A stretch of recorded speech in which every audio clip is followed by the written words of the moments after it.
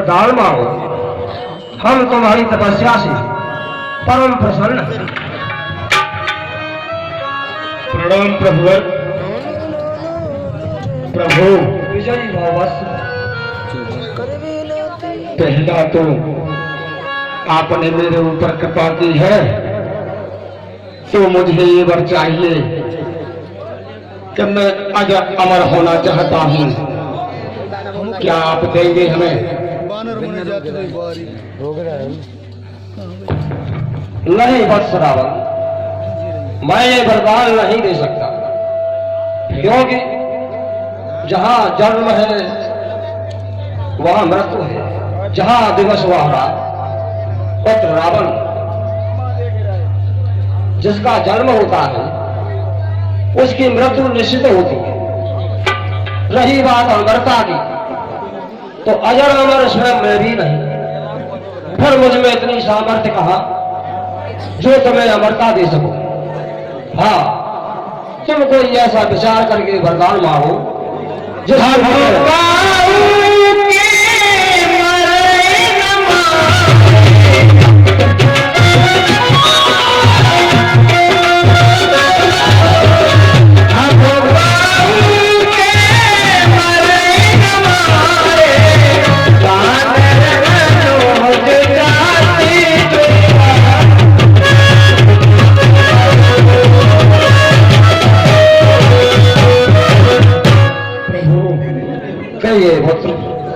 वरदान आपने कहा कि कोई ऐसा विचार करके मांगो जो देने में सहाय हो और देने में कोई कठिनाई न हो।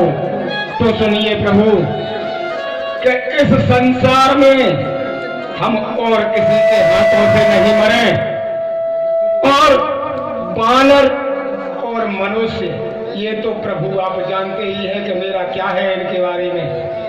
आप सोच लीजिए कि ये तो मेरा आहार है प्रभु, और किसी के हाथों से मैं न मेरी मृत्यु न हो। तथास्तु, ऐसा ही होगा बस, ऐसा ही होगा। प्रभु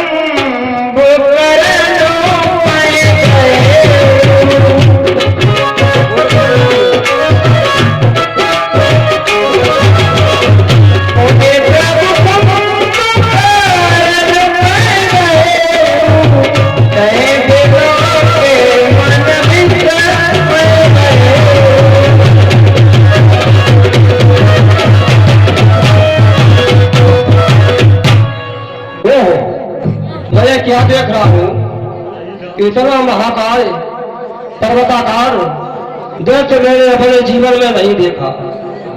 यदि ये दुष्ट नित्य दिन भोजन करेगा तो सारे संसार को चौपट कर देगा। नहीं नहीं, मुझे विचार करके वरदान देना चाहिए। क्या करूं मैं? देवी सरस्वती का आवाहन करूं? हे देवी वीरावादिनी, शीघ्र आइए। आज ब्रह्मदेव असमंजस में पड़े हैं। शीघ्र आइए देवी सरस्वती, और इस असुर की बुद्धि को भ्रमित कर दीजिए।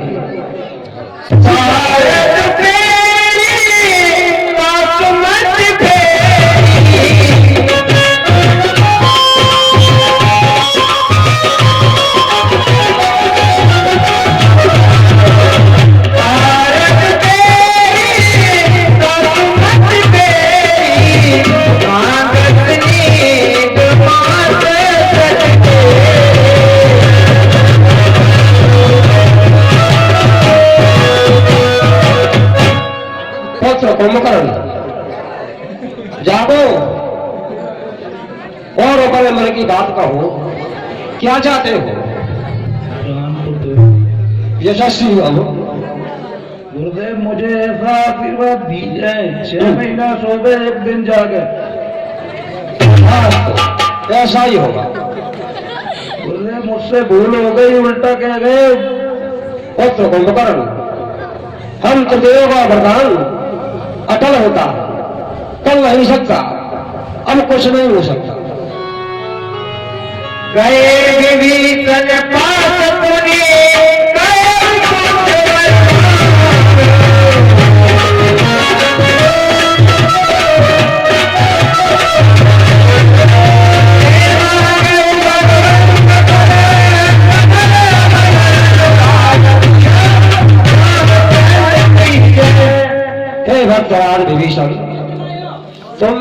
वर मांगो, कहो किस कारण मेरी आराधना की?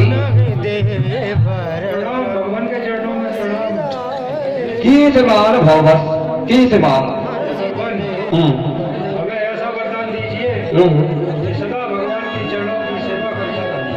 तथास्तु। हे भक्तराज, मैं तुम्हें भगवान की अखंड भक्ति का वरदान देता। नहीं दे बर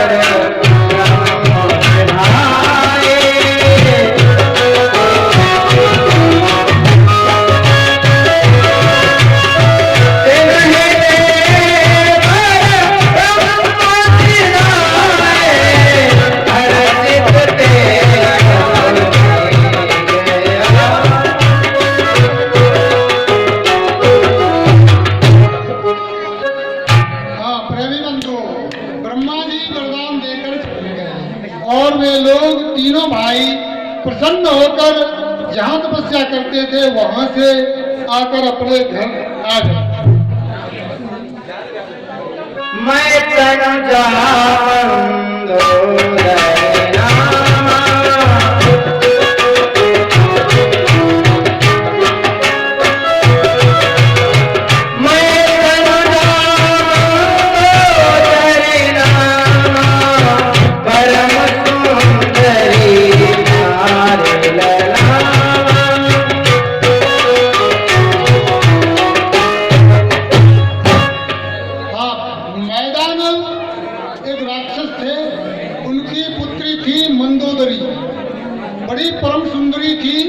उसका विवाह दस्यु श्रावण के साथ हुआ।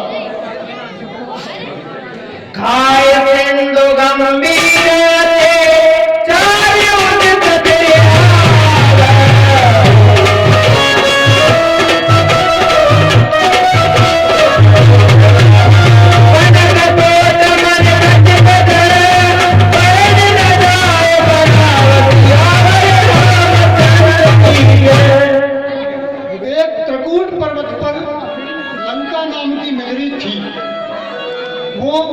यक्ष रहते थे, यक्ष लोग उस नगरी में। रावण घूमते घूमते एक दिन वहां लंका पहुंचा। उसने देखा कि बड़ा सुंदर नगर है, सोने का बना हुआ है और चारों तरफ उसके समुद्र है। बड़ा सुरक्षित नगर देखकर और वो नगर में पहुंच गया। वहां क्या करता है सुनिए।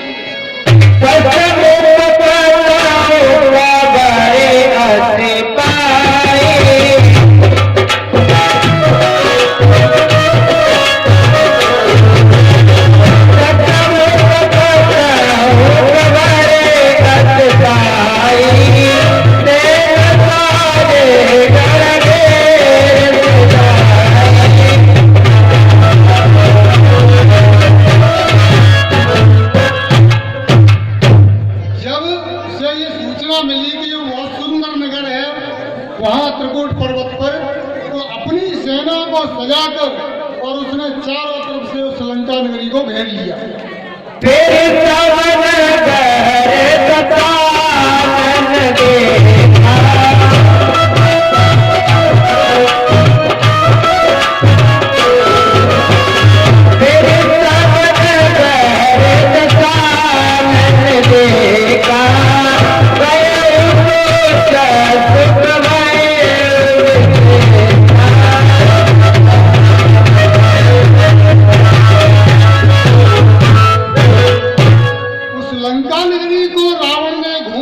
देखा तो बड़ा प्रसन्न हो गया, सारे दुख उसके मिट गए और उसने ये निश्चय कर लिया कि हमें अपनी राजधानी यही बनानी है।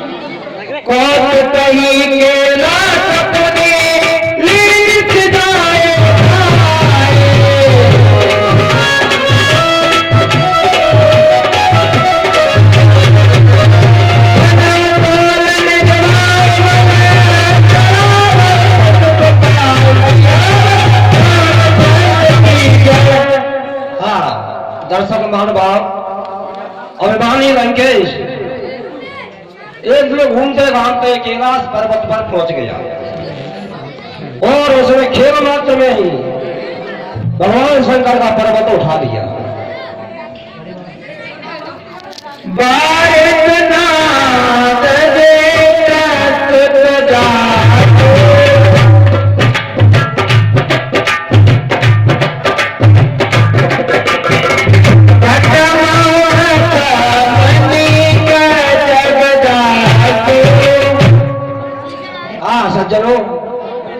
और इसके ज्येष्ठ पुत्र का जन्म हुआ, जिसका नाम, वैसे कई नाम थे, भारतनाथ, मेघनाथ, घननाथ। इसकी गिनती योद्धाओं में सबसे पहले होती थी।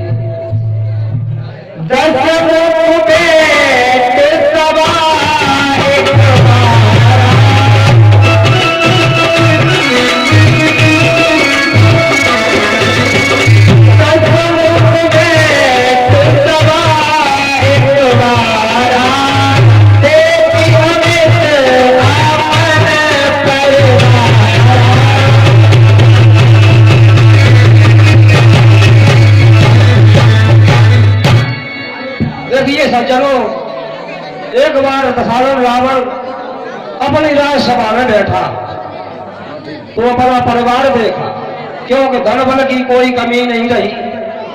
और ये तो दुनिया की बात है कि धन संपदा आने पर सबको व्यवहार हो जाता, और रावण को भी हो गया। उसने अपना विशाल परिवार देखा।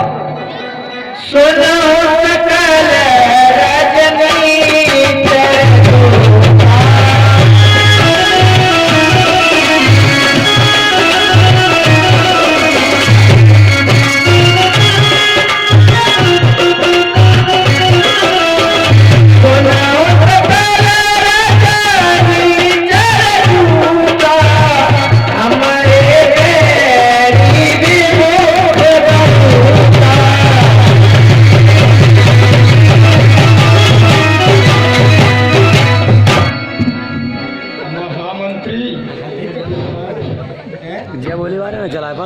जानता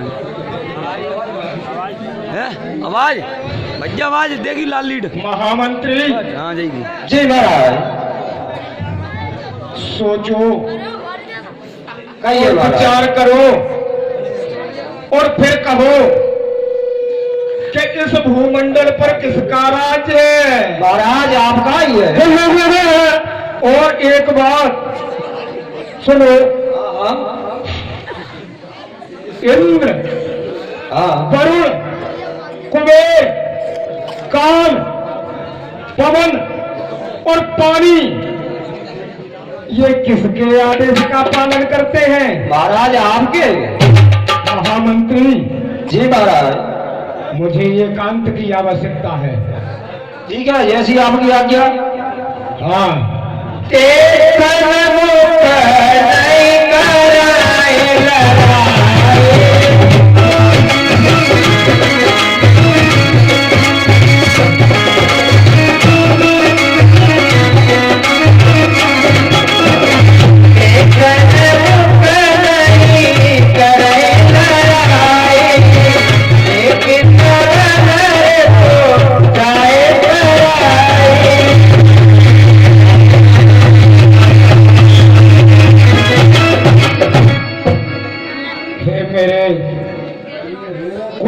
जितने भी सदस्य हैं, मैं सबसे कहता हूं कि देखो, इस संसार में हमारे अनेकों पैरी हो चुके हैं, क्योंकि मैंने जिसे जीता है उसे छोड़ा ही नहीं, उसको जीत के ही रखा है। तो अब अनेकों प्रकार के हमारे दुश्मन निवास करते हैं, और वो मेरी डर के वजह से मेरे सन्मुख लड़ना नहीं चाहते, और ना ही वो लड़ते हैं। जब मुझे आता देखते हैं तो वो अपनी सेना के समेत भाग जाते हैं। उनके लिए क्या करना चाहिए?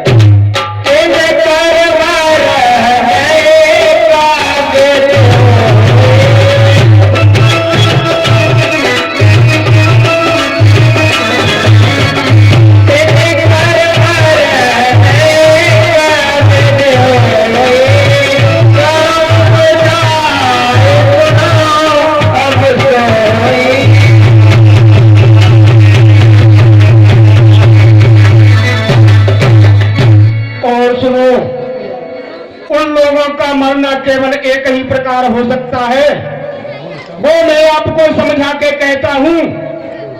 जितने यहां सभासद और परिवार के सदस्य हैं, सब सुने कि मैं क्या कहूंगा।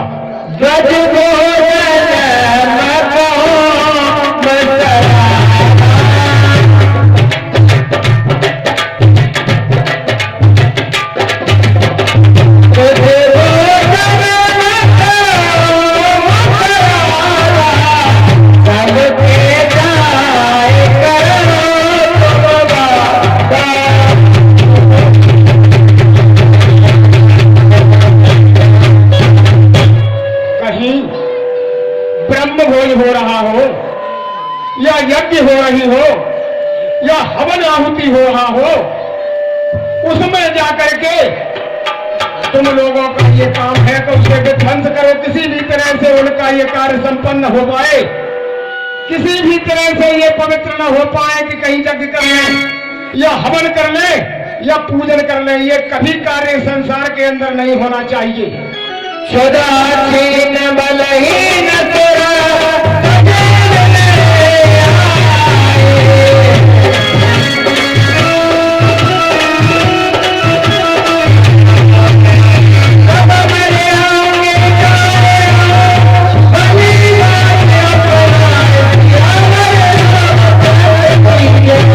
जब ऐसा करोगे तो वो बल से रहित हो जाएंगे, क्योंकि उनके पास इतनी ताकत ही नहीं कि तुम्हारी बराबरी कर सके।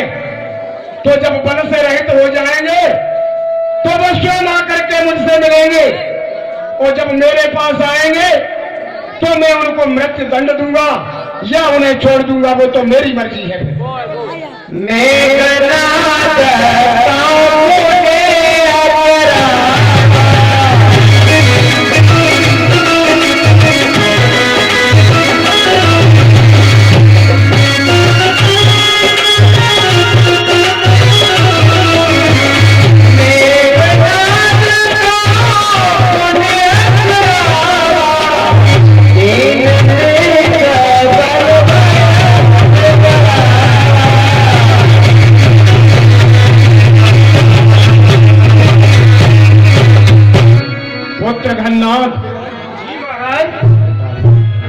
पुत्र घन्नाद, मैं तुम्ही से कहता हूं, क्यों कि ताकत में और पराक्रम में सबसे आगे तुम ही हो, इसलिए आप अपनी ताकत के और पराक्रम के बल से ये कार्य तुम्हारे हाथ है, और अपने बाहों के बल संसार में जितना भी बैर बढ़ाना चाहो उतना बैर बढ़ाओ। जो आज्ञा पिताश्री।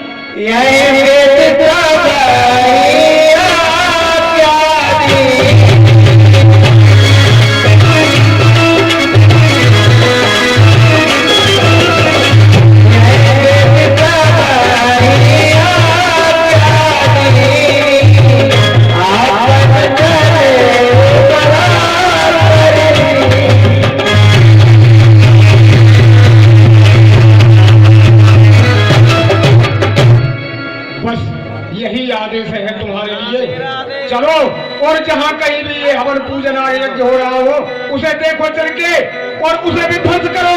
चलो। हाँ सज्जनों, इस प्रकार से दशासुर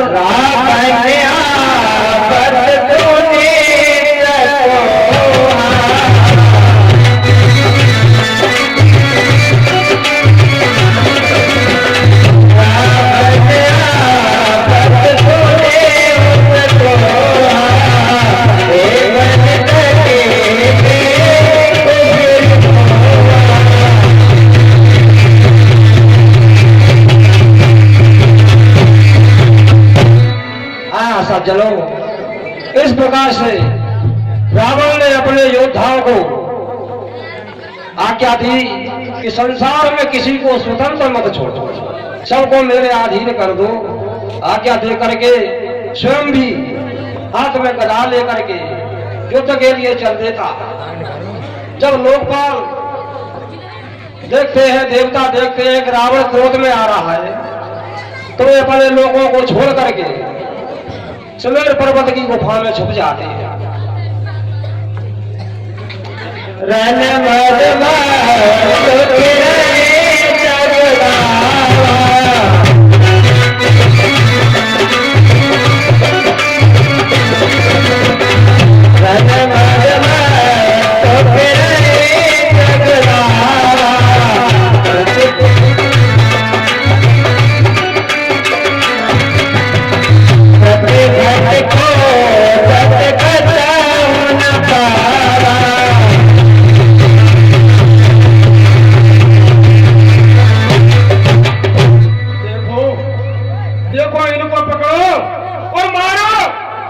क्या देख रहे हो?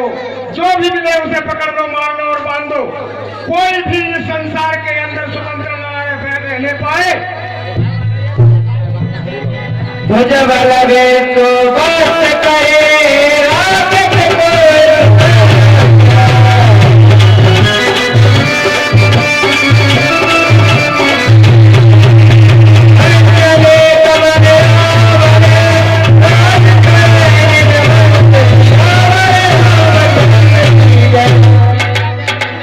दर्शक महानुभाव, इस प्रकार से रावण ने तीनों लोकों में अपना झंडा फहरा दिया और किसी को स्वतंत्र नहीं छोड़ा और अपनी लंका में आकर के मनमाना राज्य चला रहा है। जय वेद हो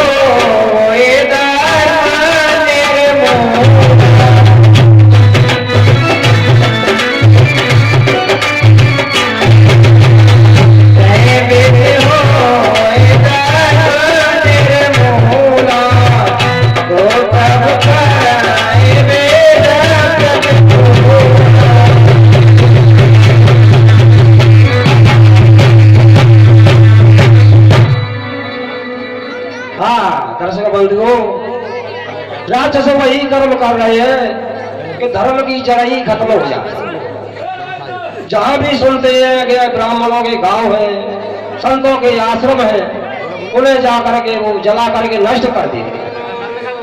कोई भी धार्मिक काम संसार में कहीं नहीं हो रहा है। अतिशय के धर्म के ग्लानि परम सवित दया अतुलानी।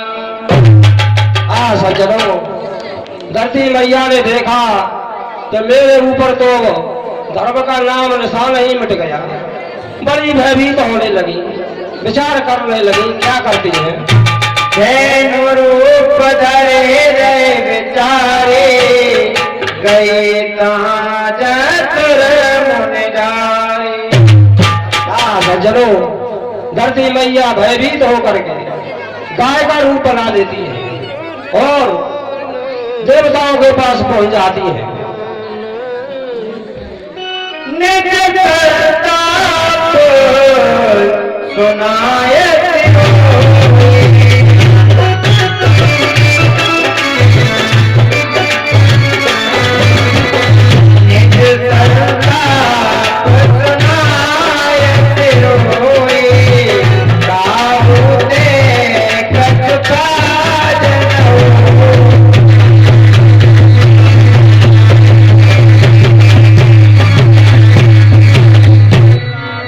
भक्तजनों, धरती मैया देवताओं से जाकर के अपनी कर्म कथा सुनाती है कि मैं बहुत भयभीत हूँ, लेकिन देवता भी भयभीत है उनसे अधिक, उनका कष्ट दूर करने में असमर्थ हूँ। बेटे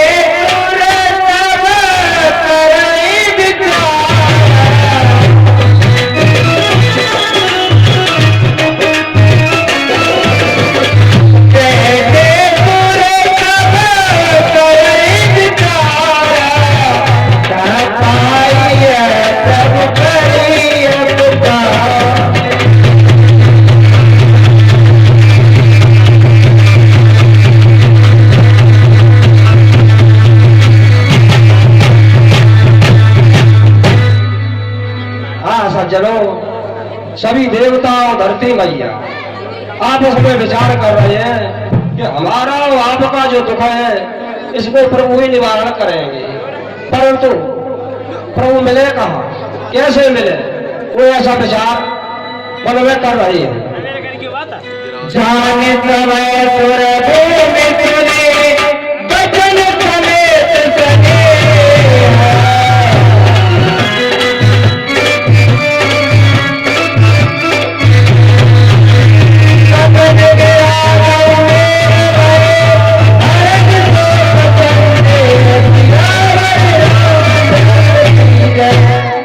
सज्जनों, समस्त देवताओं ने, धरती मैया ने अब तो प्रभु की विनती की तो एकदम आकाशवाणी होती है। कैसी आकाशवाणी होती है, आप लोग ध्यान से सुने।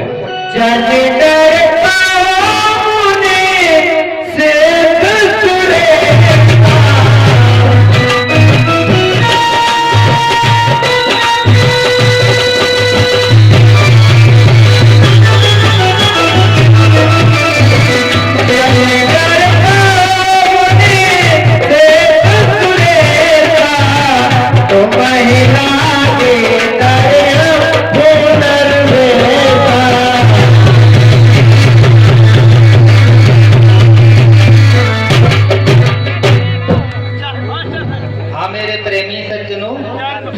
दानदाताओं के नाम हैं। 10 रुपए रुस्तम सिंह सखवार इसी गांव के निवासी, 21 रुपए साधु सिंह तोमर इसी गांव के निवासी, 100 रुपए बड़े लला भदौरिया दुकानदार इसी गांव के निवासी, 10 रुपए रामदास बाबा राम जानकी मंदिर। जिन जिन लोगों ने ये पुरस्कार दिया है, हमारा कलामंडल उनको हार्दिक धन्यवाद देता है।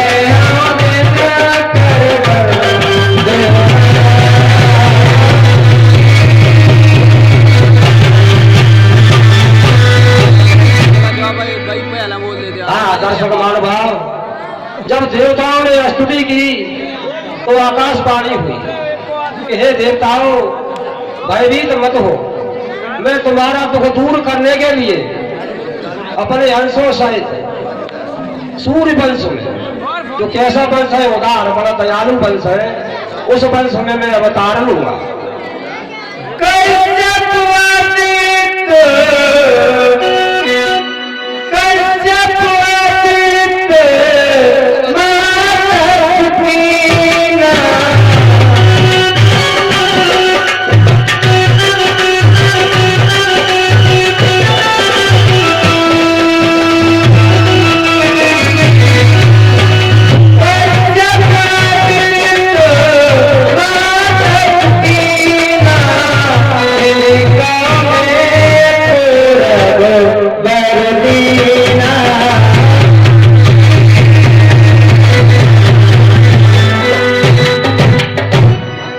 सज्जनों, आकाशवाणी हो रही है कि कश्यप और अदिति ने पूर्व समय में ही भारी तपस्या की थी और पूर्व समय में ही मैंने उन्हें वरदान दिया है, तो वे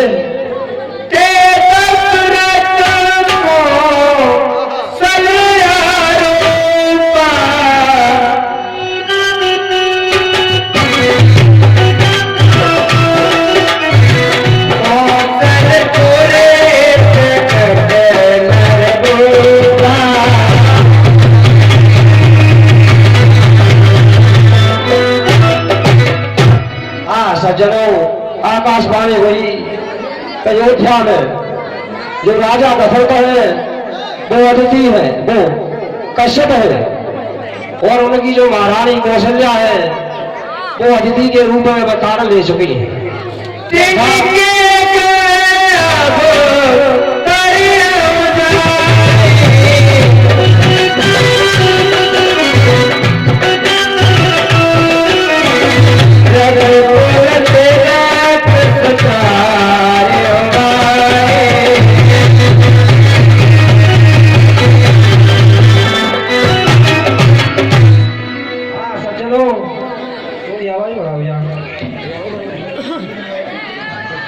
आकाशवाणी हुई तो मैं उन्हीं राजा दशरथ के यहाँ जन्म लूंगा, आप लोग भयभीत ना हो।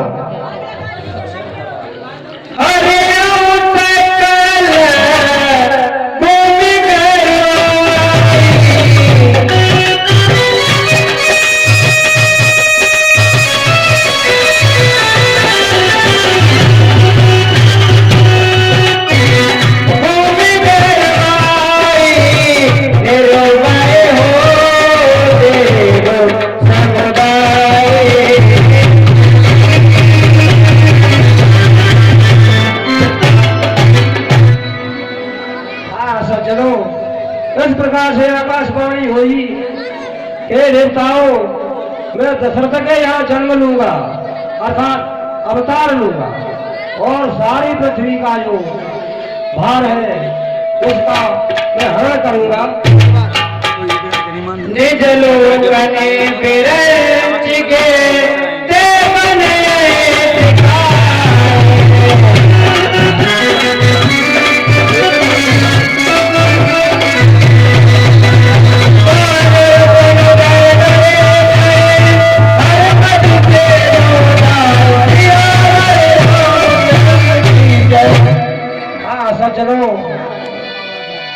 उस समाज में ब्रह्मा जी भी थे, देवताओं के समाज में। तो ब्रह्मा जी ने आकाशवाणी सुनी और देवताओं को समझाया कि प्रभु का अवतार होने का समय हो चुका है, अब तुम पृथ्वी पर वानर रूप धारण करके जन्म लो और प्रभु के चरणों की सेवा करो। एक बार वो पति मन मान, एक बार वो पति मन मांगे, एक बार वो पति मन मांगे, देखनाने मोरे सतनाया।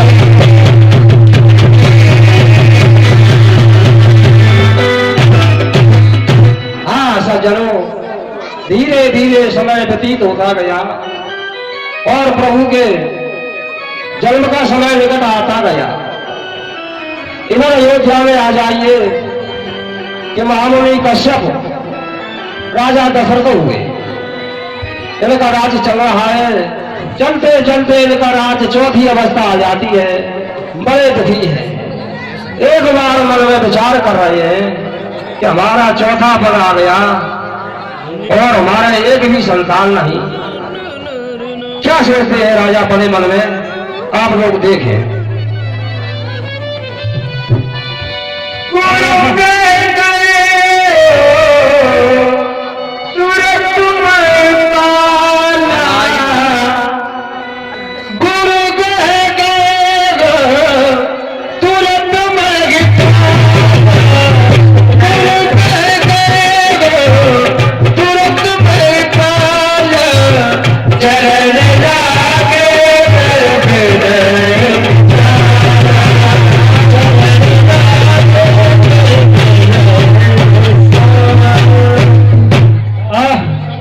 विधाता, तेरी असीम अनुकंपा से मुझे अवध जैसा विशाल साम्राज्य मिला, जो उद्याचल से अस्ताचल तक फैला हुआ है, जिसके खजाने की ओर दृष्टि डालूं तो अपार धन संपदा से भरा पड़ा हुआ है। यदि मैं है और गौशाला की ओर दृष्टि डालूं तो अगणित हाथी और अश्व भरे हुए हैं। यदि मैं अपने योद्धाओं की शक्ति की ओर दृष्टि डालूं तो हमारे सेना एवं सेनापतियों में इतना बड़ा पौरुष है कि वो स्वर्ग के राजा इंद्र को भी जीत सकते हैं। परंतु हे विधाता, तूने क्या विडंबना की कि इतना बड़ा विशाल साम्राज्य होते हुए भी ये मुझे घुन की तरह अंदर से कमजोर किए जा रहा है। विधाता, तुझे विचार करना था कि लोग कहेंगे कि महाराज दशरथ जो सूर्य वंश के अंतिम राजा हुए, उसके बाद सूर्य कुल का सूर्य अस्त हो गया।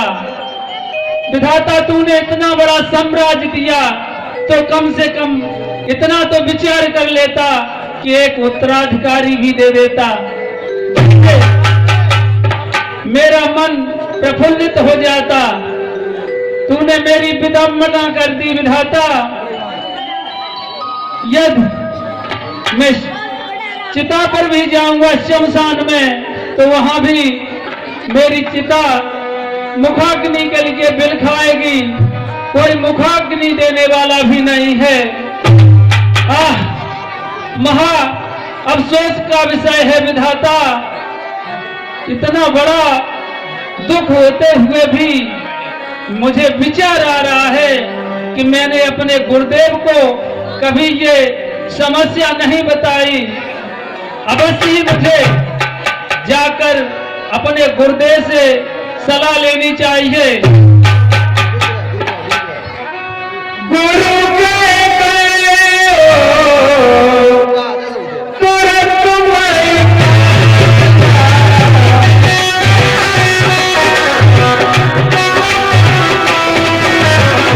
करने लागे कर विनय विकार।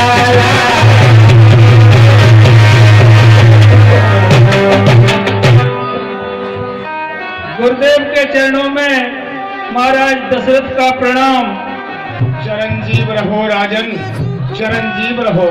निज दुख को सब गुरु सुनायो,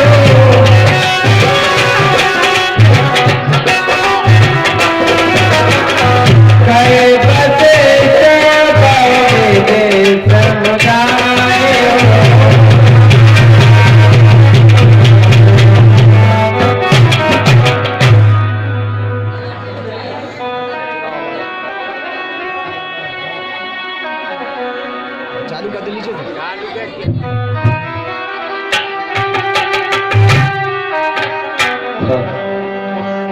हे गुरुदेव, ये राजन, आज मैं विशेष प्रयोजन से आपके समक्ष उपस्थित हुआ हूँ। गुरुदेव, मेरे मन में एक चिंता है, उसको मैं आपके समक्ष प्रस्तुत करना चाहता हूँ। हे गुरुदेव, कहे राजन, कर लिए विवाह और 3 मुनिवर, फल अब तक कोई मिला नहीं है, 14 और आने वाला हद कमल अभी तक गिरा नहीं है।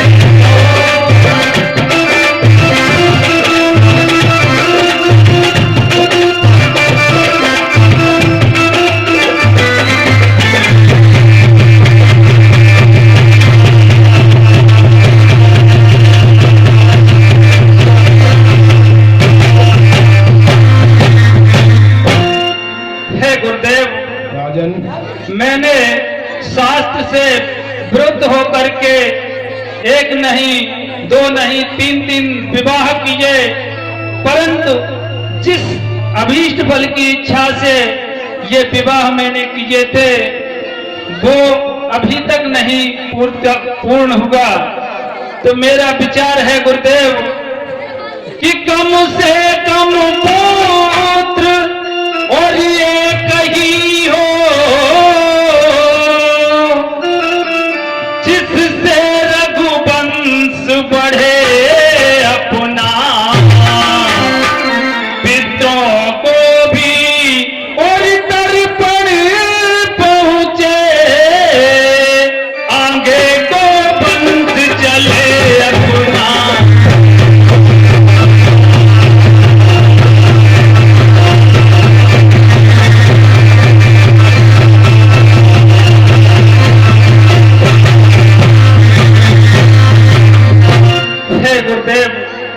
मेरा विचार है कि कहीं एक पुत्र हो जाए तो मेरे कुल का दीपक बन जाए, जिससे मेरा वंश आगे को बढ़े।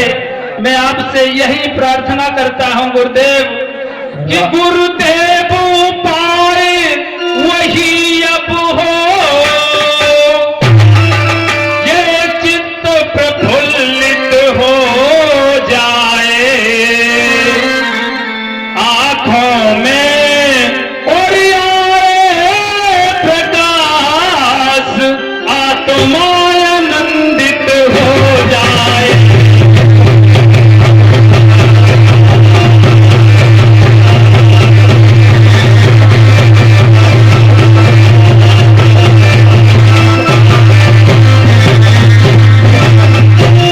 हे गुरुदेव, यदि मेरी ये इच्छा पूर्ण हो गई तो मेरा शरीर गदगद हो जाएगा, मैं आनंद में विभोर हो जाऊंगा।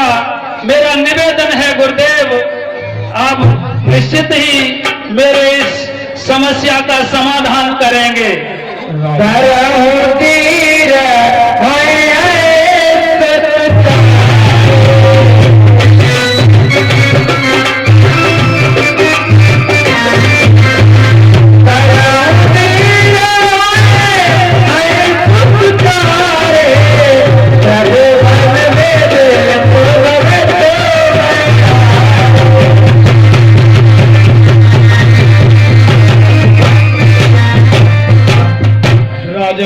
हाँ गुरुदेव, आप अपने हृदय में धीरज को धारण रखिए। आपके एक पुत्र नहीं, आपके 4 पुत्रों का जन्म होने वाला है, और वो भी ऐसे पुत्र नहीं कि त्रिभुवन विदित जगत भयहारी, तीनों लोकों में उनका नाम विख्यात रहेगा और भक्तों का हमेशा भय को हरण करेंगे। ऐसे तुम्हारे 4 पुत्रों का तुम्हारे यहाँ जन्म होने वाला है। वाह गुरुदेव, आपके आशीर्वाद को सुनकर मेरा शरीर गदगद हो गया। गुरुदेव, गदगद हो गया।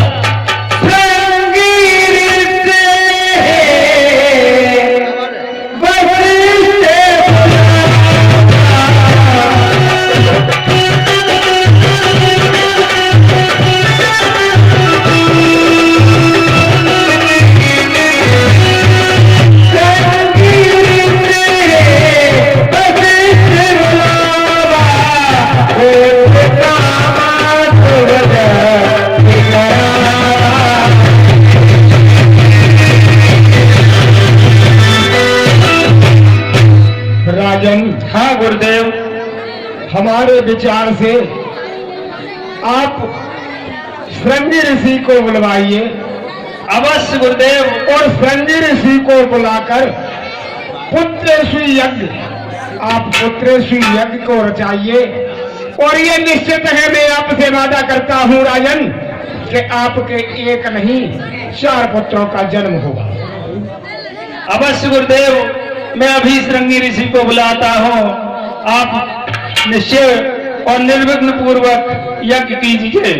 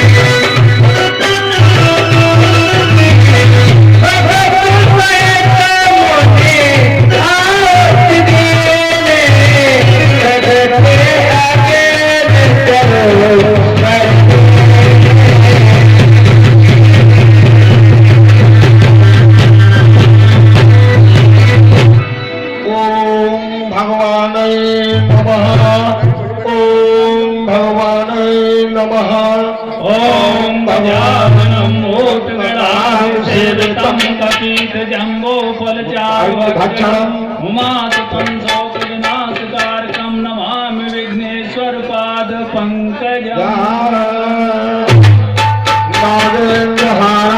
त्रिलोचन भस्मंकराय महेश्वराय नित्यां सिद्धां दिगंबराय तस्मै नकराय च नमः शिवाय। जो वशिष्ठ कछुए गए विचारा, सकल काज बाते तुम्हारा।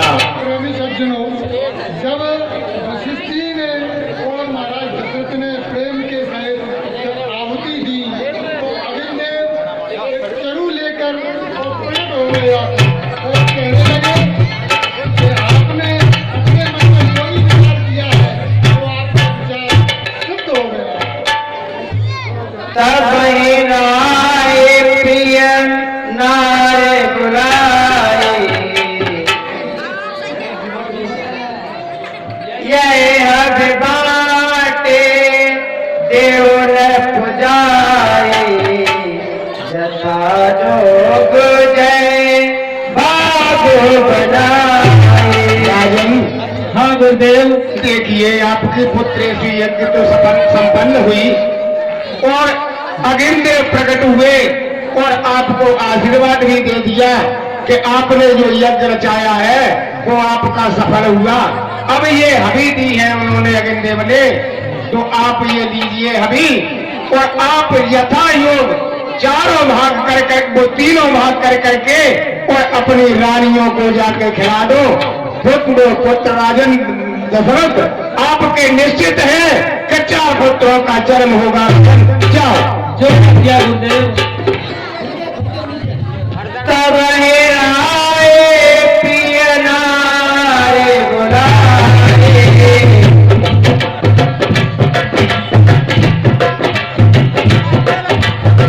तब हे आए प्रिय नारे बुलाए, कौशल्या चल आए।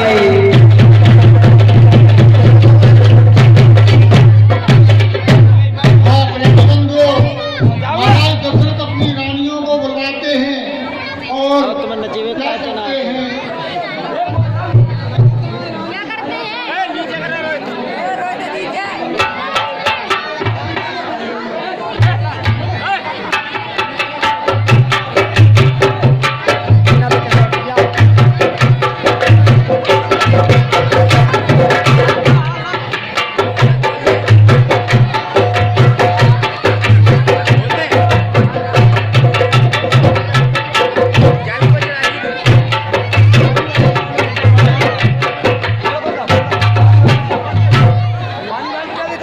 अर्धबाद को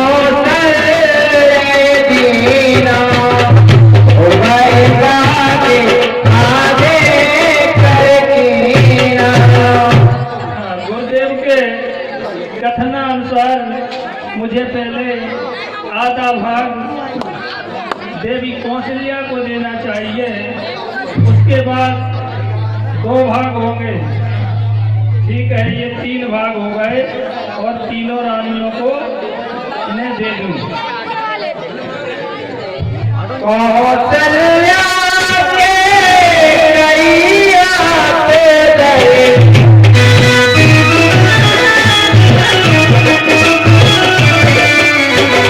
कौशल्या के कैया पे दरे, दीन तुम्हें जयवन प्रसाद।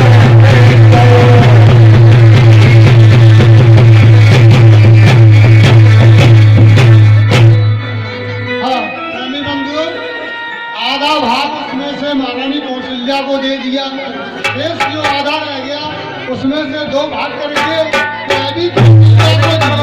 कौशल्या ने अपने हाथ पर रखकर उन दोनों रानियों को आधा आधा दे दिया। यह मेरे घर साहित्य सवरा,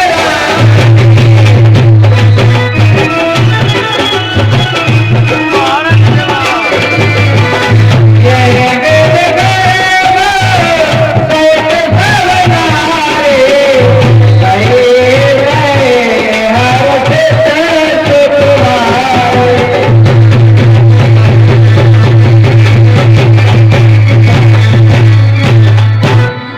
प्रेमी बंधुओं, उस हाथ के दे देने से उन तीनों रानी गर्भवती हो जाती हैं और बड़ी प्रसन्न हो जाती हैं। दिन ते हरे घर में आए,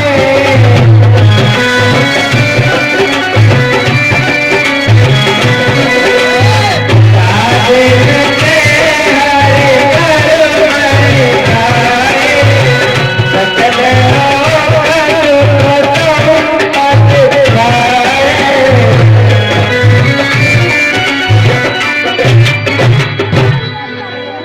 दिन से प्रभु माता के गर्भ में आए, उसी दिन से संसार में सुख और संपत्ति आकर विराजमान हो गई, सब लोग प्रसन्न हो गए। नौमी के मधुमास तुम्हें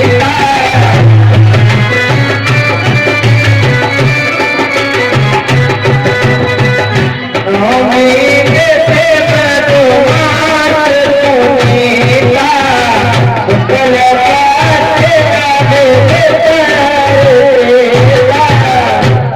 अब वो समय आ गया जब प्रभु का अवतार होने वाला कहते हैं मधुमास। चैत्र मास की 9वीं तिथि और शुक्ल पक्ष, जिसमें अभिजित नक्षत्र में प्रभु भगवान जन्म लेते हैं। मत दिवस रात शीतल खावा,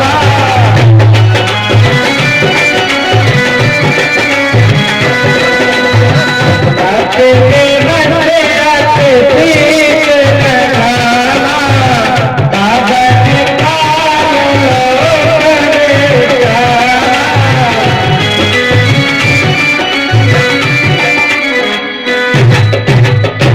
सज्जनों, प्रभु श्री राम जब जन्म लेते हैं तो उस समय मध्य दिवस, मतलब दिन के 12 बजे का समय, और चैत्र का मास, ना तो ज्यादा गर्मी थी और ना ज्यादा ठंड। ऐसे समय में प्रभु श्री राम जन्म लेते हैं। सूरज मूल विनती करे, बाटे जन विधाता।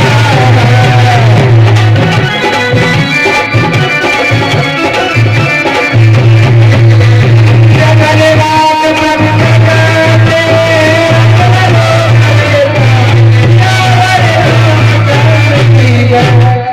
हाँ प्रेमी बंधु, ऐसे सुंदर समय में प्रभु श्री राम ने जन्म लिया। देवता लोग आए और उनकी स्तुति करके अपने अपने घर के लिए चले जाते हैं। सारे संसार को सुख देने वाले प्रभु श्री राम जन्म ले लेते हैं।